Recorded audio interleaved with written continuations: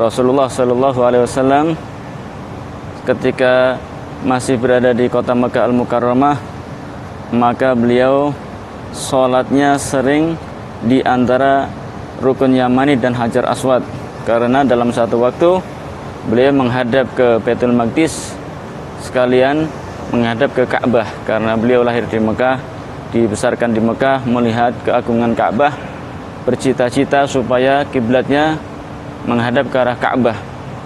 Akan tetapi setelah hijrah ke kota Madinah, maka hal ini tidak bisa dilakukan karena Baitul Maqdis berada di utara, Ka'bah berada di selatan, dan Madinah berada di tengah-tengah. Apabila menghadap ke Baitul Maqdis, maka akan membelakangi Ka'bah. Apabila menghadap Ka'bah, maka akan membelakangi Baitul Maqdis. Dan Rasulullah Shallallahu Alaihi Wasallam terkadang dihina oleh orang-orang Yahudi, katanya membawa agama baru, akan tetapi kiblatnya menghadap Baitul Maqdis. Allah Subhanahu wa taala mengabulkan doanya Rasulullah Shallallahu Alaihi Wasallam, keinginan Rasulullah Shallallahu Alaihi Wasallam, yaitu untuk memindahkan kiblat ke arah Ka'bah.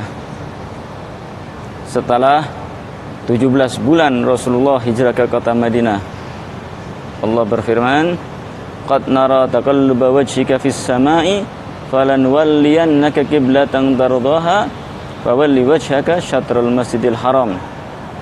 Dan kami telah mengetahui keinginanmu wahai Rasulullah untuk memindahkan kiblat, maka sekarang palingkanlah wajahmu menuju ke Masjidil Haram, maksudnya adalah ke arah Ka'bah.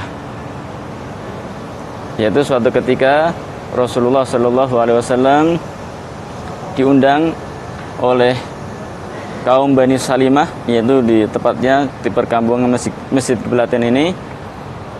Setelah makan, datanglah waktu zuhur, didirikan azan dan didirikan iqamah. Rasulullah pun sholat zuhur berjamaah bersama para sahabat. Rakaat pertama dan kedua Rasulullah menghadap ke Baitul Maqdis. Dahulu menghadap ke arah sini, ke arah Baitul Maqdis. Kemudian rakaat pertama, rakaat kedua, setelah mau bangun dari tahiyat awal, datanglah malaikat Jibril membawa wahyu untuk memindahkan kiblatnya. Fawalli wajhaka syatrul masjidil haram, dan palingkanlah wajahmu ke arah Masjidil Haram.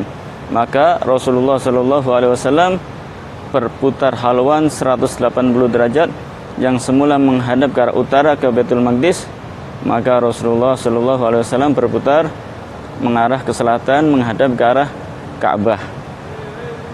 Dan mulai sejak itu, setelah dipindahkan kiblat menuju ke arah Mekah Mukarramah, ke arah Ka'bah, maka telah dihapuslah kiblat ke arah Baitul Maqdis, dan sampai sekarang kita sholat harus menghadap ke Ka'bah. Apabila tidak menghadap Ka'bah, maka sholat kita tidak sah.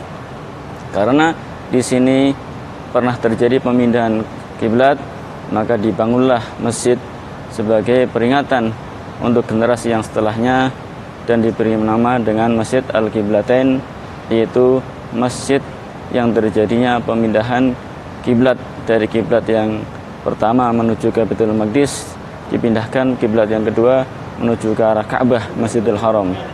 Inilah Masjid Al-Qiblatain dari luar.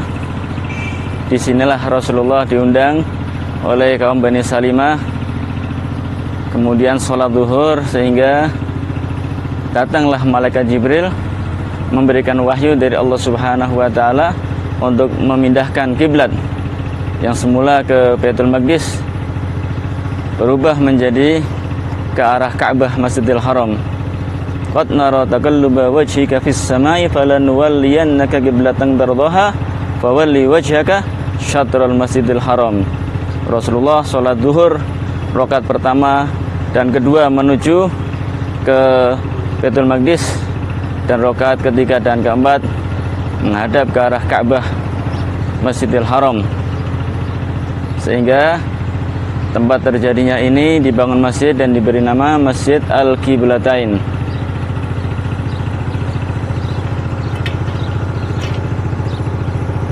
Inilah masjidnya Rasulullah SAW. Dari sini terpancar cahaya Islam.